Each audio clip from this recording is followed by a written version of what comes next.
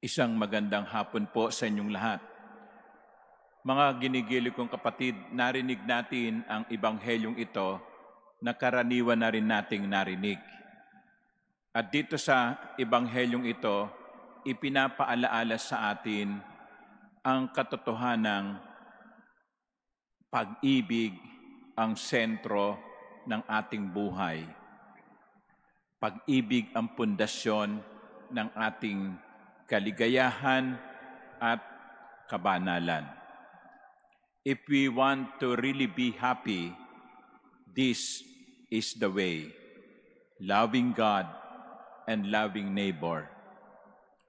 When you look back at your lives, you will know and realize that it is when you have loved most that you are most happy. Hindi po ba? Balikan nyo ang inyong karanasan at makikita ninyong yung mga masasayang araw ng inyong buhay, yung mga sandali na naranasan ninyo ang tunay na kaligayahan, yun yung sandali na kayo'y nagmahal. The happiest moments of our lives are those moments when we loved. Ganon din naman, itong dalawang ito, ang pag-ibig sa Diyos at kapwa, ang daan tungo sa kabanalan. If we want to be happy, love. If we want to be to be holy, love. Magmahal kung gustong maging masaya, magmahal kung gustong maging banal.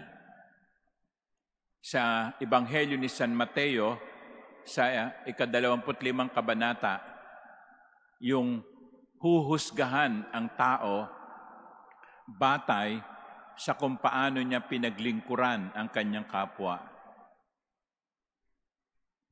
Ano sabi ng Panginoon? Ako'y nagutom at ako'y inyong pinakain. Ako'y nauhaw at ako'y inyong pinainom. Ako'y may sakit at inyong dinalaw. Ako'y nasa bilangguan at ako'y inyong pinuntahan. Little acts of kindness, but these little acts of kindness are the ones that will bring us to heaven. Hindi ba? Ano sabi ng Panginoon sa bandang huli? Halik kayo na mga pinagpala ng aking Ama, tanggapin ninyo ang gantimpalang nakalaan para sa inyo. We want to be happy, love. We want to be holy, love. This love of God and love of neighbor are the recipes for happiness and holiness. But there is more to it. What is one of the many manifestations of love? Paano natin maipakikita ang ating pagmamahal? Balikan natin ang unang pagbasa. Sa unang pagbasa ay narinig natin ang kwento ni Ruth. Si Ruth ay mayroong biyanang babae, si Naomi. Si Naomi o Naomi ay nabuyuda. May dalawa siyang lalaking anak na may mga asawa.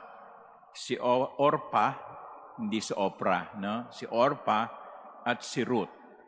Nung mamatay yung dalawang anak na lalaki ni Naomi, sabi niya sa kanyang mga manugang na babae, wala na akong asawa, wala na rin akong mga anak.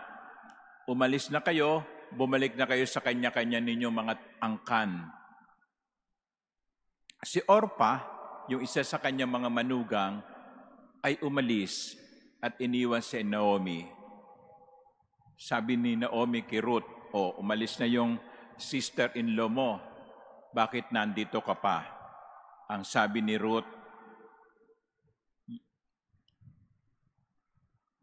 wherever you go, I will go. Wherever you lodge, I will lodge. Your people shall be my people, and your God, my God.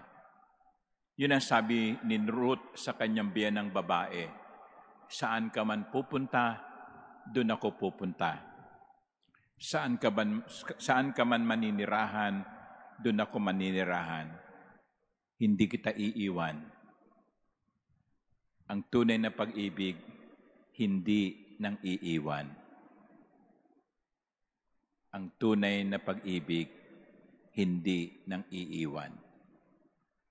Pwede namang iwan ni Ruth ang kanyang biyanang babae, pero pinili niyang manatili sa piling ng kanyang biyanang babae sapagkat alam niyang nag-iisa na lamang ito sa buhay. Wala ng asawa, wala ng mga anak, iiwan pa ng mga manugang. Ang tunay na pag-ibig, hindi nang iiwan. At ganyan naman ang Diyos sa atin, hindi po ba? Hindi tayo iniiwan ng Diyos. Tayo ang nang iiwan. Tayo ang lumalayo at tumatalikod. But God never turns His back from us, away from us. God is always here. Ang tunay na pagmamahal, nananatili, hindi nang iiwan. Amen.